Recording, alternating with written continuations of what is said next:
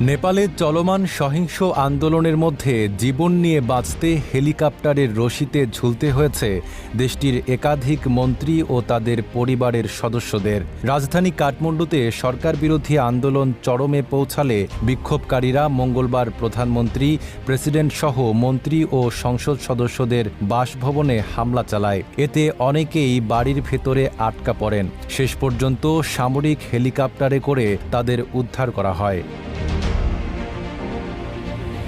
সামাজিক যোগাযোগ মাধ্যমে ছড়িয়ে পড়া সবচেয়ে আলোচিত একটি ভিডিওতে দেখা যায় আতঙ্কগ্রস্ত মন্ত্রীরা হেলিকপ্টারের রশি ধরে ঝুলে প্রাণ বাঁচাচ্ছেন। Admission open at Uttara University. তাদের পরিবারের সদস্যদেরও একইভাবে উদ্ধার করে নিরাপদ স্থানে নিয়ে যাওয়া হয়।